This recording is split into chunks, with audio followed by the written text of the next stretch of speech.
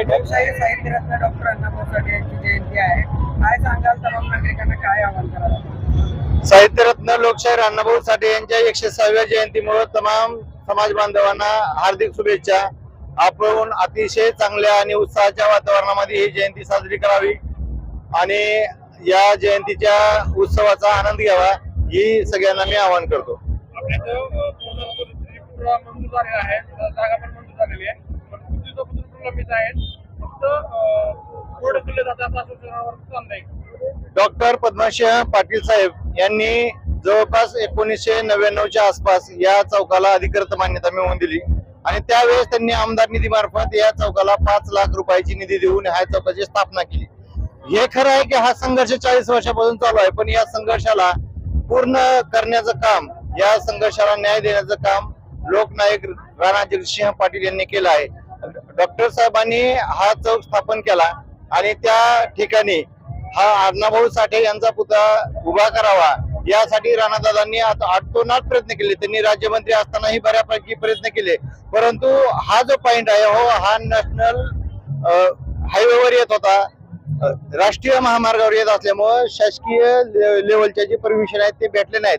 त्यामुळे याच्यावर पर्याय म्हणून लोकनायक राणा जगजितसिंह पाटील साहेब यांनी माननीय देवेंद्र फडणवीस साहेब, चंद्रशेखर बावनकुळे साहेब यांना विनंती करून विशेष प्रयत्न करून दूध संघाची 2,08,00,000 एकर किमतीची जागा साहित्यरत्न अण्णाभाऊ साठे यांच्या पुतळ्याला मिळवून दिली आहे आणि 1 एकरची जागा मातंग समाजाला मोफत मिळवून देण्याचं काम राणा जगजितसिंह पाटील यांनी केलंय.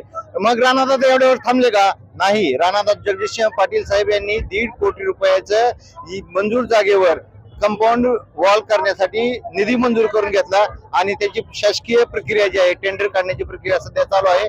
4 ते 5 दिवसामध्ये त्याचं टेंडर निघाल आणि 1.5 कोटी रुपयाचं कंपाऊंड साहित्यरत्न लोकशाहीर अण्णाभाऊ साठे यांची जी मंजूर झालेली जागा आहे शासकीय दूध संघाची, त्याला कंपाऊंड मंजूर होऊन त्याचं कंपाऊंडचं काम चालू होईल. लोकनायक राणा जगजितसिंह पद्मसिंह पाटील साहेब यांच्या माध्यमातून त्या जागेचं, त्या कंपाऊंडचं उद्घाटन लवकरच होईल. आता राहिला विषय चाल ढकल करतात काय, शासकीय प्रक्रियेचा भाग आहे. 40 वर्ष राणा जगजितसिंह पाटील साहेबांची सत्ता नाही, ज्यांची कोणाची सत्ता होती मधल्या काळामध्ये 10-10, 15-15 वर्षे, त्यांनी काय केलं? लोक आंब्याच्या झाडालाच दगड मारत असतात, बाबीच्या झाडाला कोण दगड मारत नाहीत. विरोधक जे आहेत ते फक्त त्याचं राजकारण करू शकतात, काम फक्त राणा जगजितसिंह पाटीलच करू शकतात आणि हे त्रिवार सत्य आहे. प्रत्येक वर्षी फक्त आश्वासन दिलं जातं की पुढच्या वर्षीपर्यंत पूर्णाकृती पुतळा जो जागा दिली ती योग्य डेव्हलप होईल.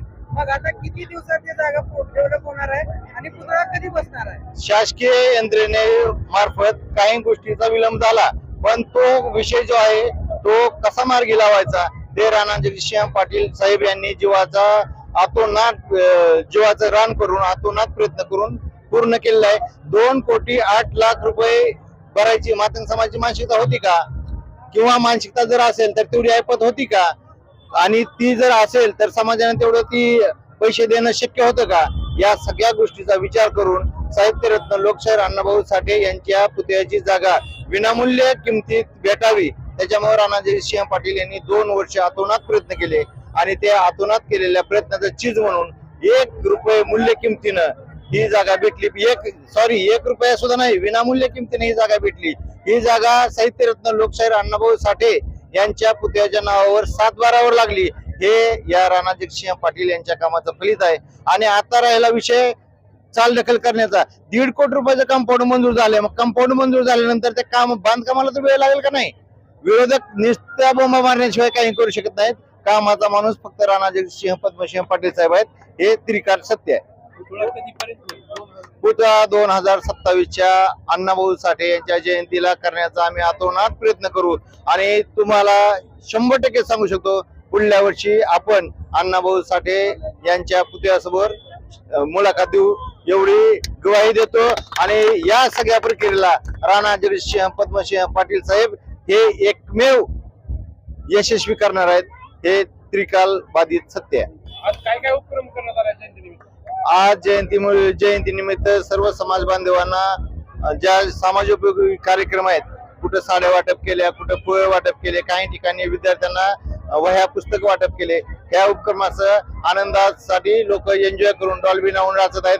4ही बाजूनं अण्णाभाऊ साठे यांची जयंती एकदम चांगल्या पद्धतीने आहे आणि हा जो जल्लोष करताय या जल्लोषाच्या पाठीमागे राणा जगदीशसिंह पद्मसिंह पाटील साहेब हे नाव आहे, हे भीती कालबाधित सत्य आहे.